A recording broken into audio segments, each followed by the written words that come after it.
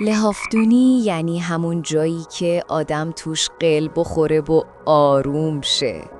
جایی که لحاف گرم و نرم روی تن میشینه و همه دل مشغولی ها یواش یواش عقب میرن. لحافدونی یعنی یه گوشه امن، جایی که شبها آدم با خیال راحت چشماشو ببنده، نفسش آروم شه و حس کنه دنیا هیچ عجله‌ای نداره. اینجا، همینجا که داری قصه گوش میدی، میتونه همون لحافدونی امشب تو باشه.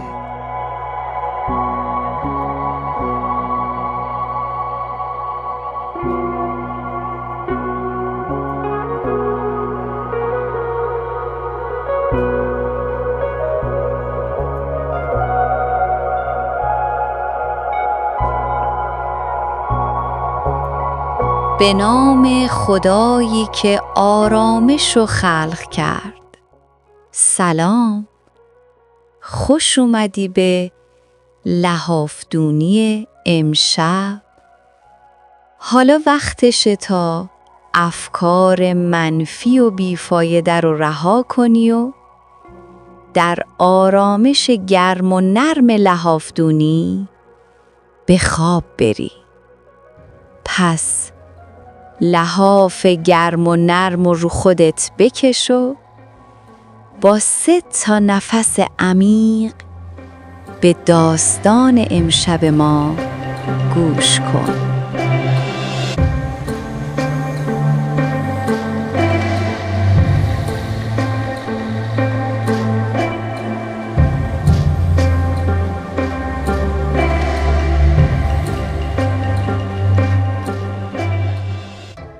میگن یه مردی بود، مردی مثل خیلی از ما، که همیشه یه چیزی تو دلش میلرزید.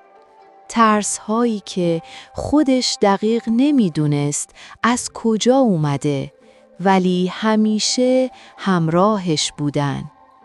یه شب مهتابی مرد توی بیابون از راه میگذشت. باد آروم میوزید و شنها زیر پاش خشخش میکردن. اما دلش آروم نبود. یه جور سنگینی، یه جور دلواپسی بی دلیل همراهش بود.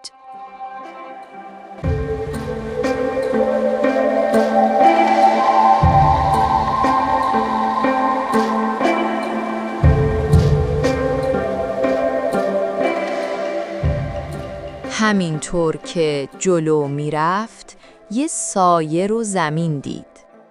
وقتی نزدیکتر شد، دید یه مار بزرگه. یا حداقل فکر کرد که ماره. یه جیغ کوتاه کشید و از ترس دوید.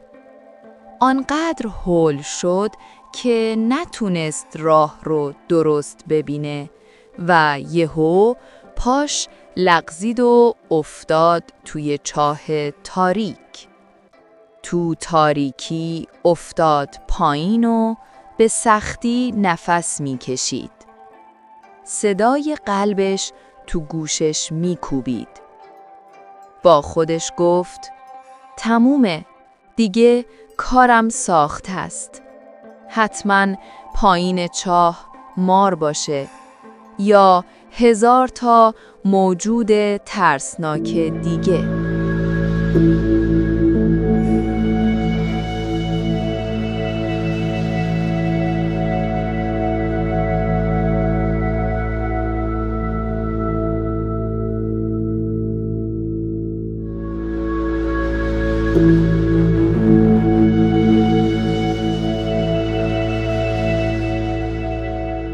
کم کم چشماش به تاریکی عادت کرد. یه صدا شنید. یه صدای خیلی آروم، نرم و انگار آشنا. یه پیرمرد دانا که تو همون بیابان میگذشت صداشو شنید و از بالای چاه گفت: پسر، چرا انقدر میترسی؟ مرد با صدایی لرزون جواب داد: مار بود، یه مار بزرگ. اومدم فرار کنم، افتادم تو چاه. اینجام پر از موجوداته. من زندونی شدم.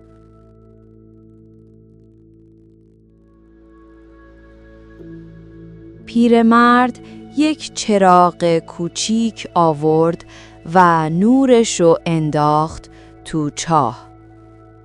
نور که افتاد، مرد دید هیچ ماری نبود. هیچ موجود خطرناکی نبود. فقط یه تیکه طناب قدیمی و چند شاخه خشک روی زمین.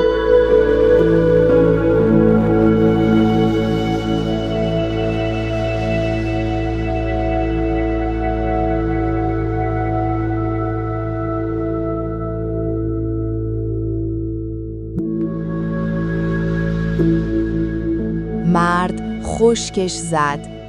قلبش هنوز تند میزد، اما این بار نه از ترس، از تعجب.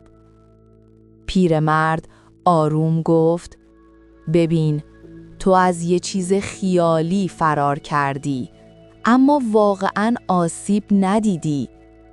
بیشتر ترس‌های ما همینن. فکر می‌کنیم مارن، اما وقتی چراغ آگاهی رو روشون میندازیم، میبینیم فقط طنابن. مرد آه عمیقی کشید. دستشو رو سینش گذاشت و حس کرد دلش سبکتر شده. پیرمرد در گوشش گفت: یادت باشه، هر وقت ترسیدی اول چراغ نگاهتو روشن کن. ببین واقعاً چیه، نه اون چیزی که ذهنت بزرگش کرده. و بعد آروم دور شد و رفت. تو تاریکی محو شد، اما حرفاش تو دل مرد میموند. اون شب وقتی مرد زیر لحافش خزید، با خودش گفت: چقدر از چیزهایی که میترسیدم فقط طناب بودن، نه مار. و با یه نفس راحت چشماشو بست و خواب عمیقی رفت. شبت آروم دوست من، توی لحافدونی امن خودت.